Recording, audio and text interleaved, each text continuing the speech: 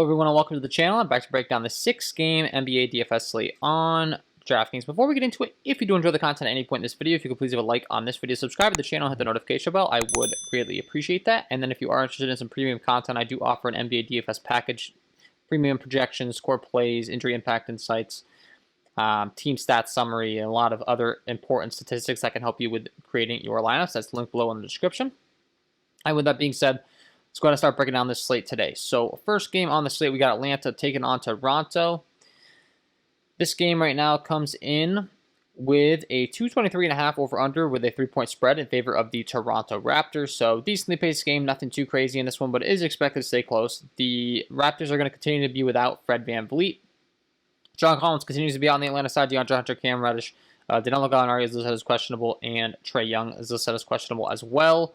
As far as the most recent update, Trae Young is a true questionable, and Danilo Gallinari is also, he's doubtful. So look for more minutes out of Solomon Hill and Nathan Knight. Nathan Knight specifically, a very good fantasy point per minute producer. He could be an interesting option on this team tonight. And then Trae Young, if he's out, look for Brandon Goodwin to get another start.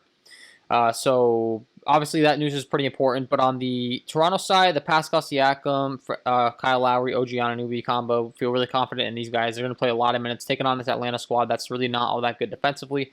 I really do like all of these guys and can feel really confident about putting them in their lineups. They're pretty good producers, and they're going to play a lot of minutes. So definitely have no issues with the Toronto side. Chris Boucher at 6'9" is also a very intriguing option that can get hot real quick and just produces at a really high rate. And then you got Gary Trent Jr. as well, who took a little bit of a hit with Kyle Lowry coming back, but still a reasonable option. And as I mentioned, maybe look into more of a Nathan Knight. Down here, $3K for Atlanta as far as salary. But on the Atlanta side, it's really Clint Capella, Bogdanovich, and Kevin Huerter and Lou Williams. Like, these guys are going to get a lot of usage with all these guys being out, so I do definitely have some interest in these guys. Depending upon Trae Young's status, of course, I'm going to like them even more. And yeah, I mean, just keep an eye on that because this Atlanta value could really benefit our lineups tonight if it continues to be that, this Atlanta team's banged up. The Los Angeles Clippers taking on the Indiana Pacers. This game right now comes in with a 229 over-under with a 2.5-point spread in favor of the Los Angeles Clippers. Kawhi Leonard is listed as out in this one, so that's going to make Paul George a tremendous play, of course, as always, when there is no Kawhi Leonard. Paul George is going to get a big usage bump, so definitely going to have some interest in him at 8.7. I think that's, a pretty respectable price tag, but not enough to talk me off him. He's not even up to 9K yet, and there's no Kawhi Leonard, so he's expected to be the main star of this team. So definitely like Paul George, as well as Reggie Jackson, Ivica Zubac, Marcus Morris Sr. Like, all these guys are going to get more minutes and more usage, as well as Terrence Mann. So could definitely be playing every single one of these guys in tournament lineups. No issues at all with you going to this Clippers rotation, with there being no Kawhi Leonard. And then on the Indiana side, it's pretty simple. It's Domantas Sabonis, it's Karis LeVert, it's Malcolm Brogdon. There is no Miles Turner, so that's going to make me like Domantas Sabonis a lot more than I even would before. At 8.8, I think he's a great play. And then the same applies for Karis LeVert and Malcolm Brogdon. With how much usage these guys are seeing, they're kind of like the big three on this offense. Every single night out. And a game that's expected to stay close, I'm definitely going to have interest in these three guys. And yeah. Los Angeles Lakers taking on the Charlotte Hornets. This game right now comes in with a 208.5 over-under, 1.5-point spread in favor of the Charlotte Hornets. Expected to be a very slow-paced game. So there's no Gordon Hayward, there's no LaMelo Ball, there's no Anthony Davis, there's no LeBron James. That continues to be that way on both sides. So they are short on, their typical star power. So we could continue to target these guys in the main rotation. Just know what you're getting yourself into. It's a very slow game environment. So, like, whether we really want to be targeting a bunch of these guys, I'm not really sure about. Maybe playing, like, one player on each team and trying to capture all the upside of the game in one guy. Hoping, maybe play Dennis Schroeder, the point guard on the Los Angeles Lakers, and then run it back with Terry Rozier, the point guard on the Charlotte Hornets, and capture all the upside with the two point guards. I wouldn't have an issue with that. But yeah, overall, I mean, you can play any of these guys. Talen Horton-Tucker specifically, I was liking a lot more when there was no Kyle Kuzma. Now Kyle Kuzma's back, so I'm not really sure I'm trying to really go there. It's really going to be Kyle Kuzma, Andre Drummond, Dennis Schroeder, and Montrezl Harrell on the Lakers side. And on the Charlotte side, it's going to be Terry Rozier, Devontae Graham, Miles Bridges. PJ Washington's listed as questionable. Definitely keep an eye on that one. That could make us like Cody Zeller a lot more, even though PJ Washington's latest update is probable. So I'd expect him to be good to go in this one. And overall, just a really slow game, and really target the main rotation players. Don't get too cute. Play the guys that are playing the massive minutes. So Oklahoma City taking on Utah. This game right now comes in with a 223.5 over/under with a 17-point spread in favor of the Utah Jazz. That's a massive spread. Utah expected to win this one very easily. Mike Conley is listed as questionable in this one. Jordan Clarkson is also listed as questionable in this one.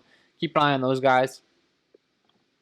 If they continue to be out, Donovan Mitchell at 9.4 is going to be a great play. Going to continue to be really reliant on usage-wise, and I also think Rudy Gobert gets a tick up in usage, believe it or not, even though he's big on the glass regardless. Very good rebounder, so you could be playing him.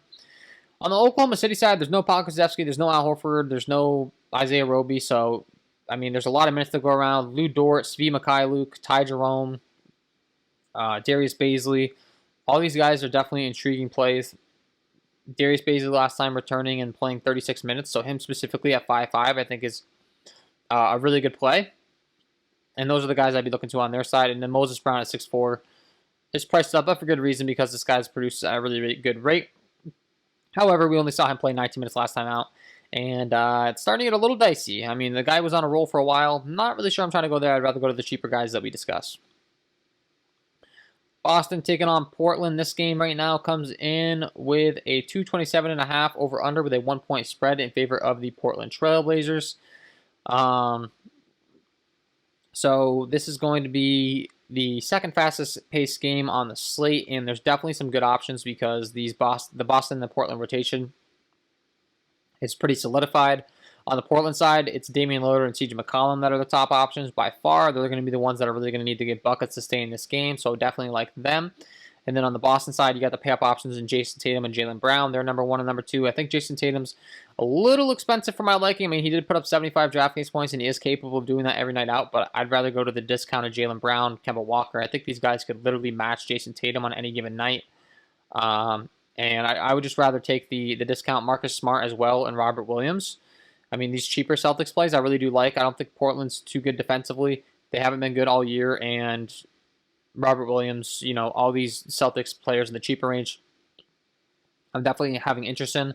I like CJ McCollum a lot at 8-1, and then you could play Robert Covington and Enes Kanter at their respective price tags.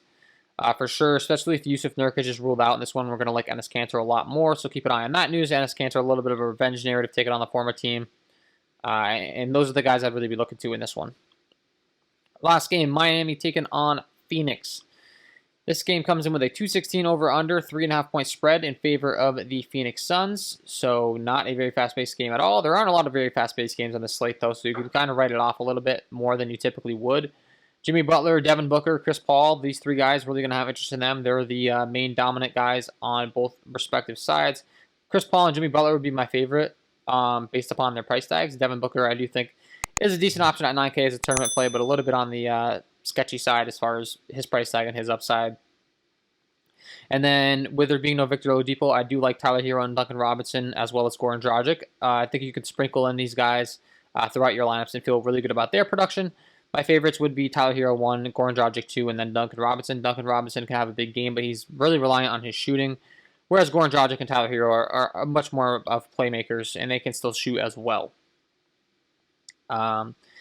And yeah, I wouldn't get any too cute with anyone really down here in Phoenix. I do think that DeAndre Ayton's a very viable play at 6'8", though, so I wouldn't mind you having exposure to him. And that is my overall breakdown of this 6-game slate. Before I let you guys go, I got to give you my lock of the night. Let's get into it.